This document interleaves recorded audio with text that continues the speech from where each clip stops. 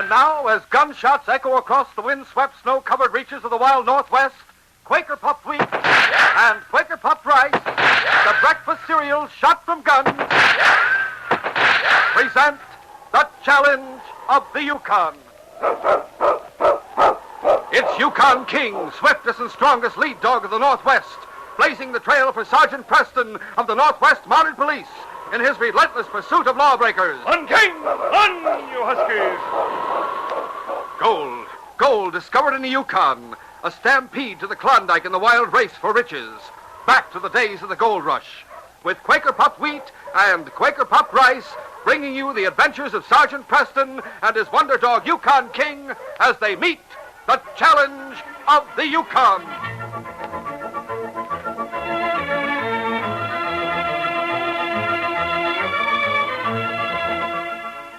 Dad, mother, sister, brother, everyone goes for Quaker Puffed Rice or Quaker Puffed Wheat.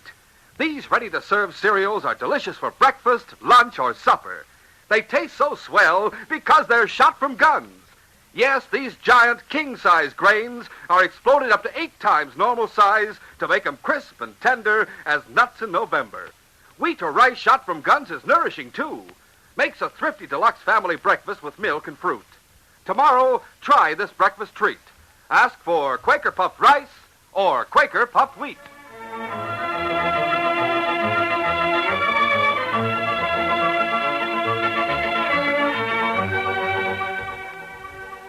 It was clear to King that he and the sergeant were about to start on a trip. But in addition to the supplies that were ordinarily loaded on the sled, there were new items. A pickaxe, a shovel, and the sort of pan that miners use to wash gold. King sniffed them thoroughly as the sergeant was lashing the load. Then he followed the sergeant back into his cabin.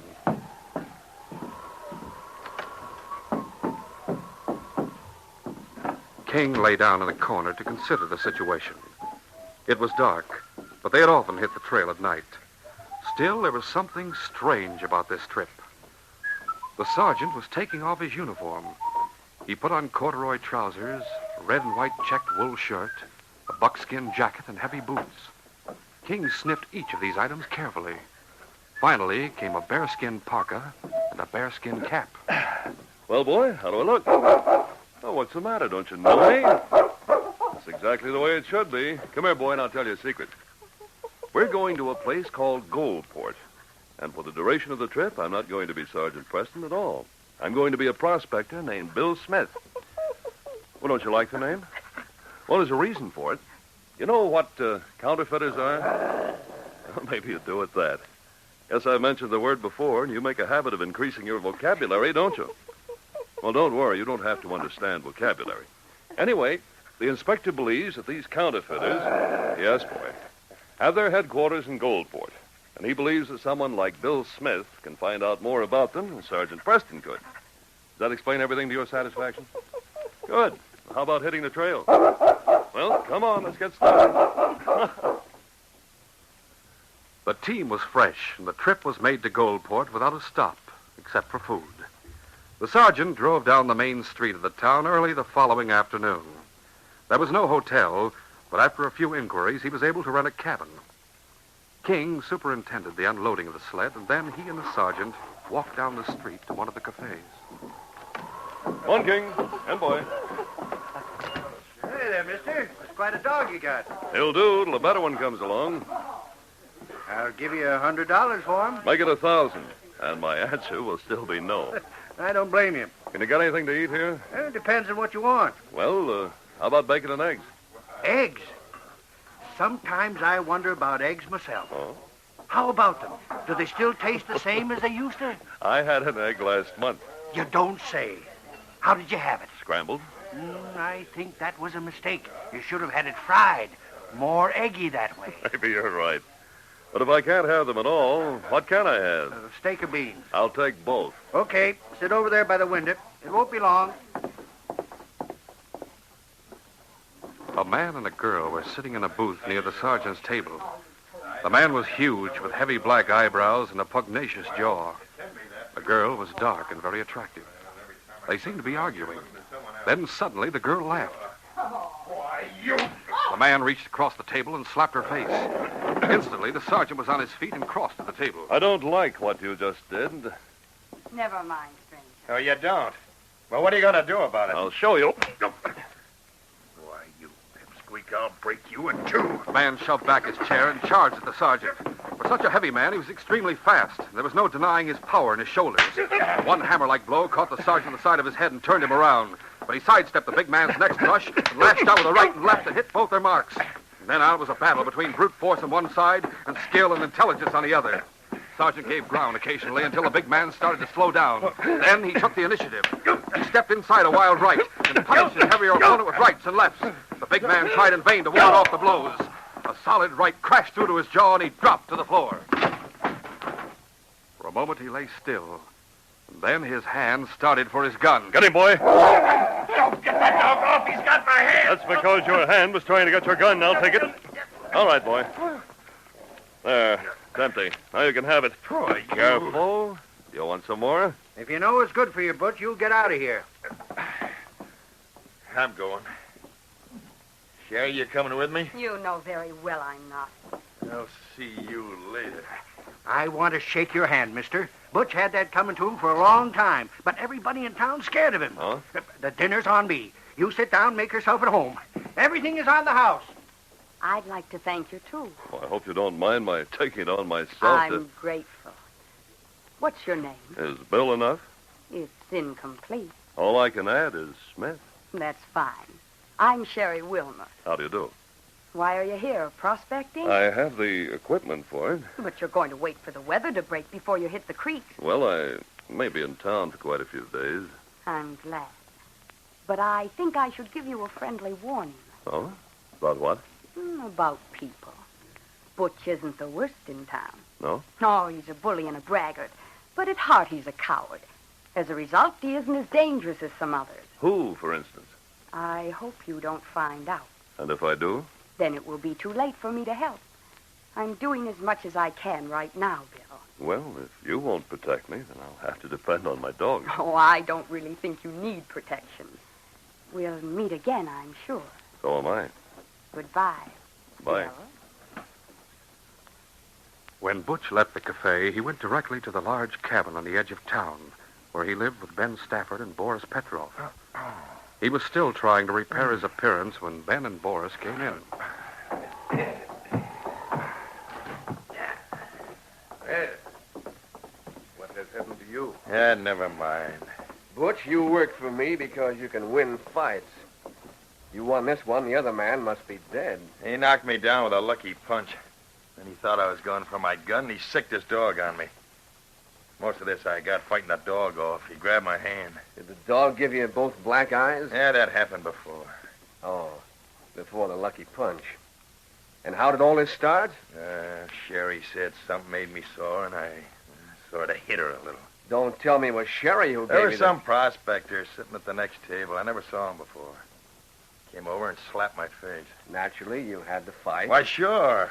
I suppose the prospector was about half your size. He was almost as big as me. What do you think of that? I think you probably exaggerate. Ah, never mind. Get yourself fixed up the best way you can. You and Sherry will be leaving for Whitehorse in the morning.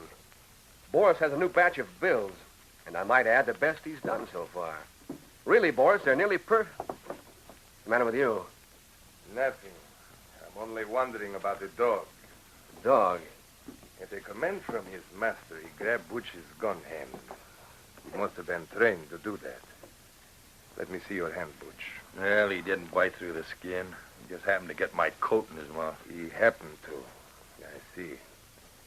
And he shook the hand. He almost shook it off. Well trained. What are you driving at, Boris? It is unusual for a prospector's dog to be trained in police methods. What? Police methods? Yes. That is why I wonder about the dog and the man who owns him. Are you sure that he is a prospector, Butch? He looks like one. I don't know anything about him. You better ask Sherry. She was treating him like a hero when I left. Left where? The Nugget. Ben, I had better go have a look at this stranger. I've traveled all over the Yukon. It's possible I have seen him someplace. Go ahead. If my suspicions are correct, something must be done. Yeah, you're right. That's a good idea. Something drastic. I will not be long. The two men waited for the Russian's return. Butch held a piece of ice to his eye while Ben paced the floor. You know, I didn't like that guy from the first time I set eyes on him. Yeah, that's understandable. He's a Mountie. I'm sure he is. If he is, it means we either give up and get out of here, or else. Now, those plans can come later. I'll take care of him. Yeah, you did a fine job on your one attempt. I'll use a gun this Keep time. quiet. But, Ben, Here's Boris now. Well, did you find him? I found him. I never saw the man before. Good, I'm glad to hear it. I don't mind tangling with the law when I have to. Now, wait. The dog that is with him. That dirty mongrel. On the contrary, a fine dog. He is perhaps a famous dog. Did you ever hear of King? Yeah. Even you, huh? You think I this... am certain, then. And if the dog is King, then the man must be Sergeant Preston of the Northwest Mounted Police. Personally, I do not want to give up our business. Oh, neither do I. Nor go to jail. No. Then there is only one solution to the problem. Sergeant Preston must die.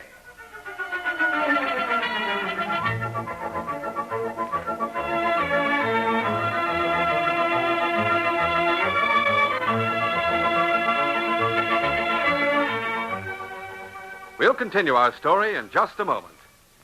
Say, here's the way and the only way to tell how downright swell tasting Quaker puffed wheat and rice really are. You just taste them, that's the way.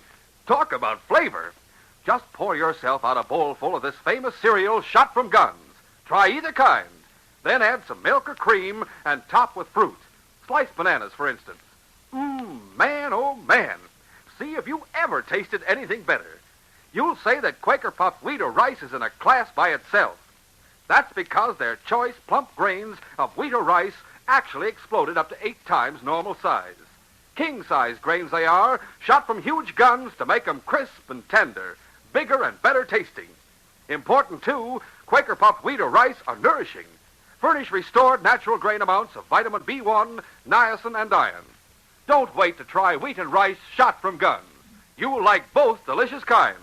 Ask for Quaker puffed wheat and Quaker puffed rice in the big red and blue packages.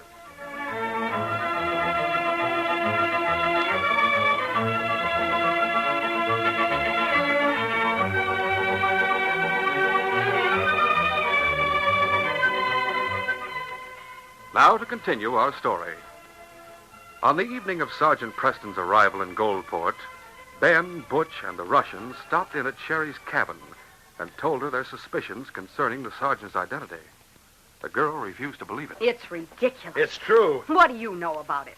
You don't want to admit it because you're gone on the guy. That makes just as much sense as the other. We will gain nothing by arguing. Boris is right. Ben, the man has a wonderful dog, I grant you.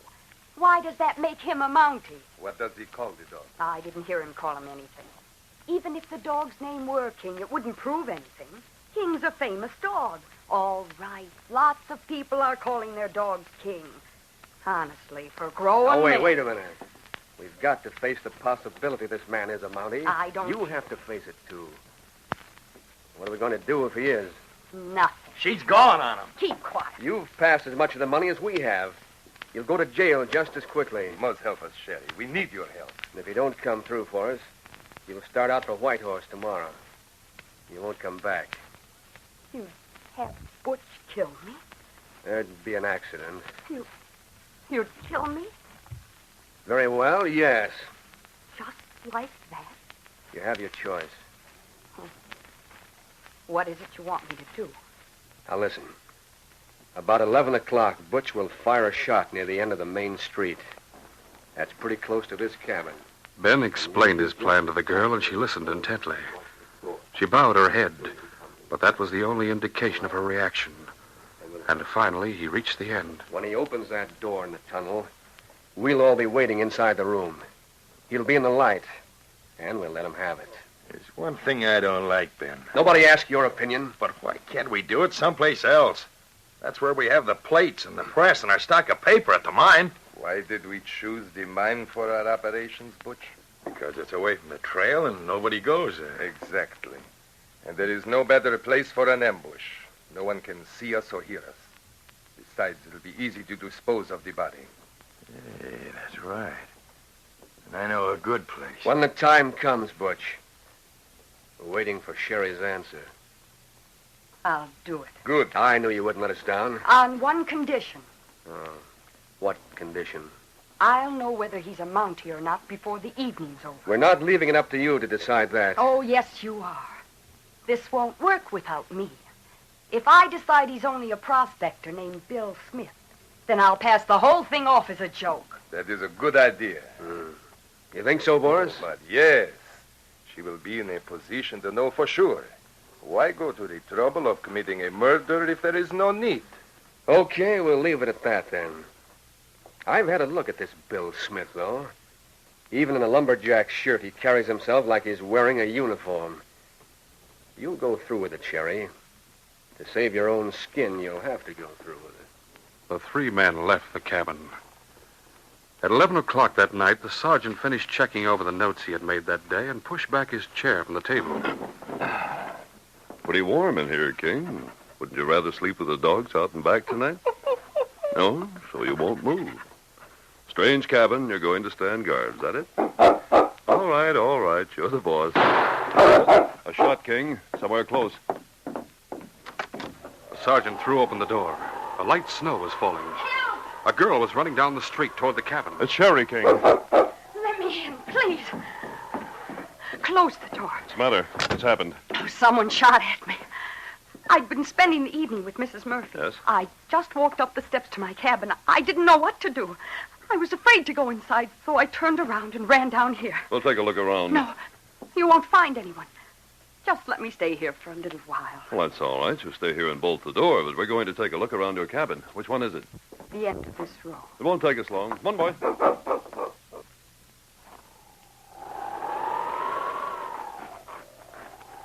This must be it. Doesn't seem to be anyone around, does there, boy? No. What are you sniffing at?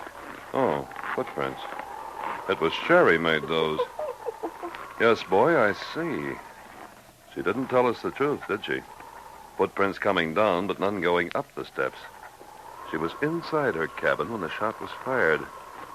Come on, King, let's find out what this is all about. The sergeant and King returned to their own cabin. Who's there? Bill. Did you see anyone? No. I didn't think you would. Who do you think fired the shot? I don't know. You must have some idea. Well, I want to tell you something that happened to me about a week ago. Go right ahead. I stumbled on an old mine outside of town. I went into the tunnel and followed it until I came to a door. I pulled it open and I was in a room. Someone was living there. There was a cot and some chairs and a table and something that looked like a printing press. Oh? And a pile of paper and some stores. I didn't know what to make of it, but the place made me nervous and I left. I'd started back for town when I turned around and saw a man standing near the opening of the mine. He called something after me. I kept right on, and I drove the team as fast as I could. Is that all? Yes, except, well, ever since then, I think someone's been trying to kill me. Sherry, if you're in danger, I'm going to do everything in my power to protect you. There's nothing you can do. From what you've told me, you seem to be in trouble because you went into that old mine. I'll make a trip out there myself and see what's going on. No, don't. Why not? Bill, if you go out there, Oh, don't. I don't want to be responsible for anything happening to you. But you've made me feel responsible if anything happens to you. I've got to go, Sherry. It isn't any business of yours. I'll go to Dawson and report this to the Northwest Mounted. No, you've already done that. You mean you're... Yes. It's my duty to investigate your story. It isn't true. Well, I'm sure there's some truth in it. King and I are heading for the mine right now. Oh, right, if you won't listen to me. I'm coming too. There's no need. It isn't as easy to find as... You will need me, Bill. I'm coming too. After leaving the trail outside of town, Sherry directed the sergeant toward the mine. It was obvious to both the sergeant and King that they were following some recent tracks made by not one, but two sleds. When they reached the opening of the mine, the sled tracks continued on to the woods beyond. There were tracks made by snowshoes coming back from the woods. King sniffed at them. They led directly into the mine. Oh, King. Oh, you huskies. Oh, now. You see, someone's been here recently. Yes. I have a hurricane lantern here on the sled. You're going in? Of course. I want to see this mysterious room. Perhaps I'll even find out who's living there. Wait. You can stay here. Sherry's impulse was to stop the sergeant, but another part of her mind forbade it. Don't be a fool. The only way to stop him is to tell him the whole truth. If you do that, well, you'll go to jail for 20 years. Forget about him, Sherry. He isn't your kind. Save yourself. No, I won't stay here. I'm coming with you. All right, Sherry. Let's go. They entered the mine. The shaft led straight into the hill for nearly 100 feet. King walked close beside his master, the girl directly behind them. The shaded light from the lantern hardly reached the timbered sides of the tunnel, but the dog knew there were men ahead. They might be dangerous.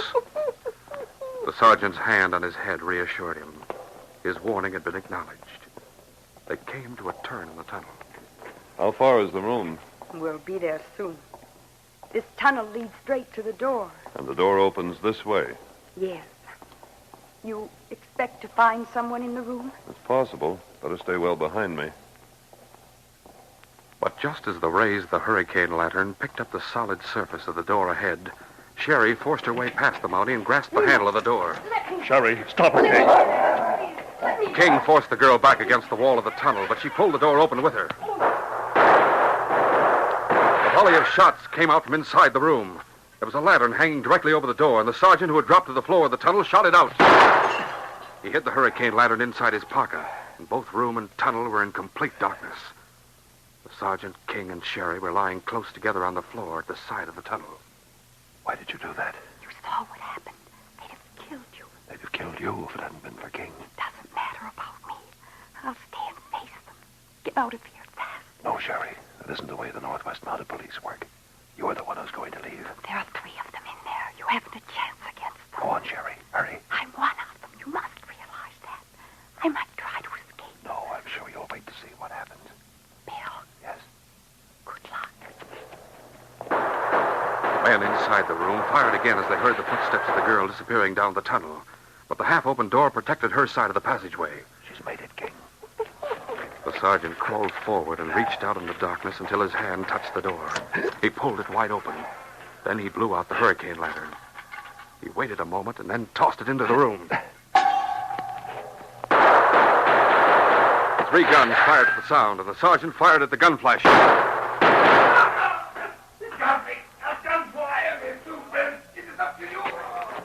The sergeant crawled back from the door opening and crouched beside King once more. No sound came from the room. We got 2 of them, boy. But the 3rd man isn't going to fire again. He knows he'll only make himself a target. I can't see him, King. It's up to you. Go get him, boy. The man with the gun. Go get him. At the order, and without a sound, King began to crawl forward. He moved only a few inches at a time, but steadily until he was inside the room. And then he stopped to allow his keen eyes a chance to take stock of the room and the shadows in it. His sense of smell helped him. 2 men were lying near the far wall. One of them was moaning slightly. There was another man hiding behind something made of iron, and that man had a gun in his hand. That was the man the sergeant had sent him after. He must crawl around the iron object to reach the man, and he must do it so quietly that the man would never suspect. Inch by inch, King hardly dared breathe now. Around the strange iron bulk, and now at last, the crouching form of the man. His gun hand raised slightly, his head turned toward the door. It was time to spring. What's the matter? A dog! He's on top of me! Shoot him! I can't! He shook the gun out of my hand. All right, boy, I'm coming. Hold him till I strike a light. Get this dog off me! Not till this lantern's lit. Now you can let him up, King. I've got his gun. Oh, you... You must be Ben Stafford. Yeah. Help me, I'm dying. I doubt it, Butch. I'll tell you everything you want to know. Just help me. This room's all the evidence I need. Press, paper, and plates. Get those guns lying on the floor, King. You 2 and the man who's unconscious are under arrest in the name of the Queen. Thank you, boy. Now the other one. What are you going to do with this? Take you back to Dawson. Thank you, King. I'll watch Ben here while I fix up the other two. Butch had been wounded in the leg. There were no bones broken, and the sergeant had him bandaged in a few minutes. Boris had been wounded in the left side. It was more serious. And although he regained consciousness as the sergeant worked over him, he had to be carried from the mine. Butch can walk if you give him a hand, Ben. Get going. Okay. Come on. Oh, take it easy. Watch them, King. I'll carry this man. And outside, as the sergeant had prophesied, they found Sherry waiting for them. Bill, I'm glad it turned out this way. So am I. You captured the three of them all by yourself. Oh, no. King helped, and so did you. I brought you here so they could kill you. You changed your mind at the last minute. Well, I couldn't let you open that door, even if it meant jail for me. You'll have to stand trial with these men, Sherry. But I'll have to tell the truth on the witness stand. It was you who brought me here. It was through you that I was able to get the evidence against the others. If you do go to jail, it won't be for long. Thank you. What about afterwards? Will you stay in the Yukon? No, I'll go home and start over again. And I want to thank you, King, for saving my life and giving me another chance. Yes, boy. It's thanks to you this case is closed.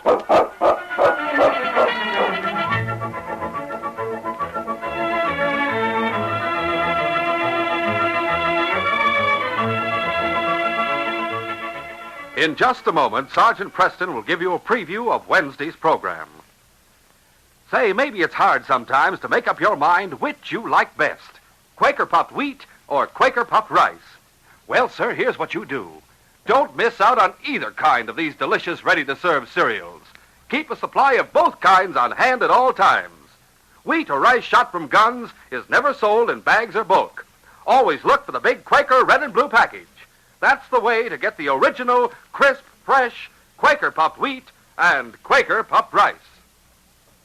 These radio dramas, a feature of the Challenge of the Yukon Incorporated, are created and produced by George W. Trendle, directed by Fred Flowerday, and supervised by Charles D. Livingston.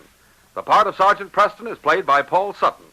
They are brought to you every Monday, Wednesday, and Friday at this same time by Quaker puffed wheat and Quaker puffed rice, the breakfast cereal shot from guns. Listen Wednesday when Sergeant Preston and Yukon King meet the Challenge of the Yukon in the adventure of the False Trail. The trail to Dawson. King and I had been over that trail many times and thought we knew it pretty well.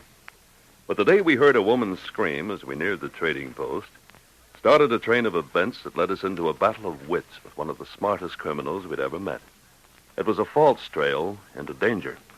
Be sure to hear this exciting story Wednesday. Till then, this is J. Michael wishing you goodbye, good luck, and good health from Quaker puffed wheat and Quaker puffed rice. So long. For a delicious hot breakfast, eat Quaker Oats. The giant of the cereals is Quaker Oats. Yes, the giant of the cereals is Quaker Oats.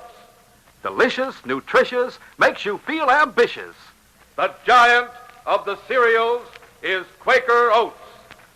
Say, boys and girls, do you want to be a star someday in sports and activities? Then start on good Quaker Oats breakfast tomorrow. Because nourishing oatmeal gives you more growth and endurance than any other whole grain cereal. Still less than 1 penny a serving. Quaker and Mother's Oats are the same. This is ABC, the American Broadcasting Company.